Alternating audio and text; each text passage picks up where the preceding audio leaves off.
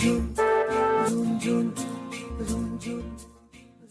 Morning. মই আছোঁ বৰ্তমান ফিল্ডত আৰু মোৰ লগত আছে সহবন্ধু ৰিংকু।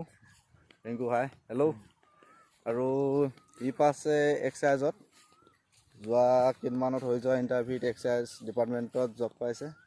আজি আমাৰ ফিল্ডত আহিছে।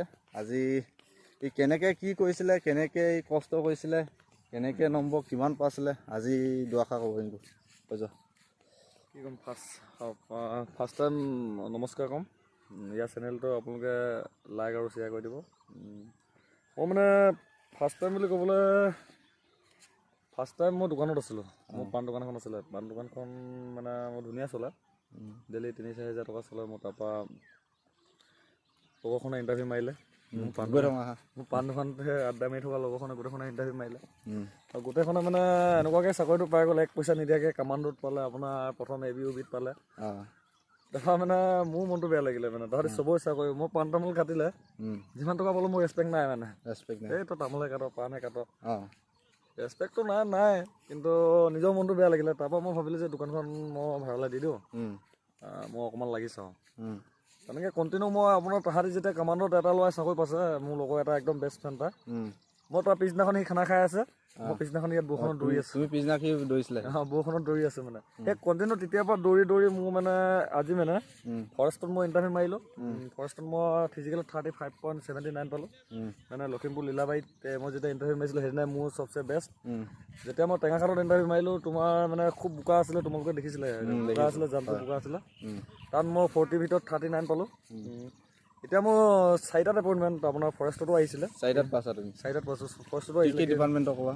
ফৰেষ্ট, তাৰপৰা AFPF, Assam forest protection force, তাৰপৰা জেল ৱাটাৰ আৰু এক্সাইজ কনষ্টেবল। এক্সাইজত মই যাম, এক্সাইজত এইটো কাৰণে যাম। তুমি এতিয়া এক্সাইজত যাবা?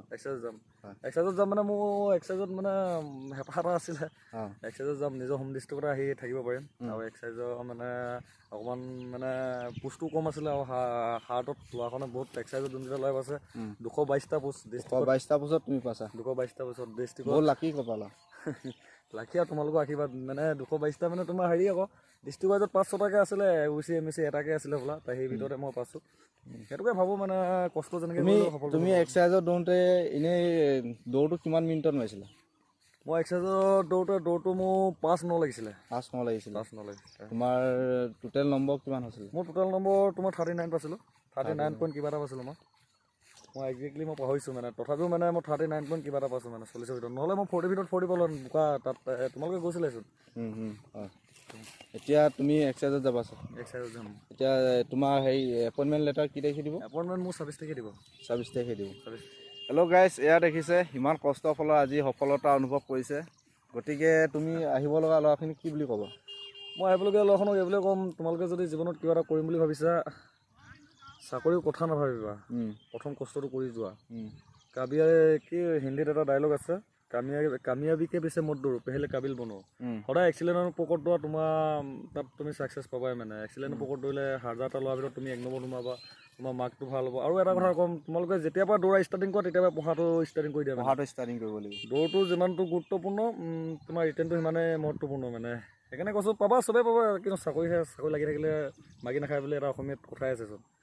খুব লাগিব আৰু চবৰে এদিন হ'লেও এদিন সফল হ'ব। আমাৰ এই ছাৰৰ ভাগৰ আহিব লগা দিনবোৰ কাইলৈ পৰহিলৈ সফল হৈ আছে। মই এইটোৱে কৈছোঁ, ছাৰে দুখ কৰিছে মানে মই চাকৰি পোৱা নাই, তহঁতি পালি। মই কৈছোঁ কিছুমানৰ এদিন আগত হয়, কিছুমানৰ পিছত হয়। এইটো নহয় যে চাকৰি নাপালে মোৰ জীৱনটো বৰবাদ হৈ যায়। বহুত ৰাস্তা কৰি খোৱা, কিন্তু বয়স থকালৈকে। এনেই আমাৰ কিমান দিন প্ৰেক্টিছ কৰা হ'ল? তোমালোকৰ 4 বছৰমান হ'ল নেকি? 4 বছৰমান হ'ল। তোমাৰতো? মোৰতো মেক্সিমাম 2 বছৰ হ'ল। 2 বছৰ প্ৰেক্টিছ কৰিয়ে চাকৰি পাইছে, আৰু মই 4 বছৰ দিনে প্ৰেক্টিছ কৰি চাকৰি পোৱা নাই। অলপ ভাইভাৰ কাৰণে মোৰ বেয়া হৈছে। ভাবিছোঁ এটা আশীৰ্বাদত এবাৰো মই সফলতা অনুভৱ কৰিম। এবাৰ যাব মানে ফিক্স পাব। আৰু নাপালেও মই কৈছোঁ, মন চন মাৰিবলৈ দৰকাৰ নাই, বয়স থকালৈকে মাৰ। চাকৰি বাহিৰেও বহুত অপশ্যন, এটা লিমিটত পইচাবোৰ পাম। বেপাৰৰ মানুহ এনেকুৱা মানে তহঁতৰ আনলিমিট, মানে যিমান ঘটিব পাৰোঁ সিমান তহঁতৰ মানে। হ'লেও চাকৰিটো সমান হ'ব নহ'ব? চাকৰি সেইটো নাভাবিবা যে চাকৰি নহ'লে মোৰ জীৱন বৰবাদ, সেইটো মিছা কথা। যোনে যি ভাবে ভাবি থাকক, তোমাৰ নিজৰ কাম কৰিবা, চোৰ ডকাইত নকৰিবা, তেনেকৈ মানুহ জীয়াই থকা বহুত ৰাস্তা আছে মানে। আৰু আমি বেছি টাইম নকৰোঁ। এখন আমাৰ ফিল্ড দেখিছে, এয়া ল'ৰা দৌৰি আছে। আজি আহিছে, আজি অহাৰ কাৰণে মই দুআষাৰ সুধিলোঁ। গতিকে টাইম নহ'ব পাৰে, হয় ন? টাইম নহ'ব পাৰে। এই মানুহৰ সপোন এটা থাকিলে মানুহ ছাকচেছ হ'বই, মানুহ কষ্ট কৰিলে ছাকচেছ হ'বই। মানুহ তোমাৰ এইটো নহয় যে মই কষ্ট কৰি আছোঁ পোৱা নাই, পাবা তোমালোকে লাহে ধীৰে পাবা। কিছুমানৰ এদিন আগত হয়, কিছুমানৰ এদিন পিছত হয়। এইটো নহয় যে মই নাপাম বোলে, সকলোৱে পাব। চাকৰি লাগি থকা মানুহে সকলোৱে পাব। গতিকে আমি সকলোৱে কষ্ট কৰিব লাগিব। আকৌ হতাশ কৰিলে নহ'ব ন, আমি আছোঁ। হতাশ আৰু হাৰ মানিলে নহ'ব। এদিন সফলতা সকলোৱে পাম। গতিকে ইমানতে সামৰিছোঁ।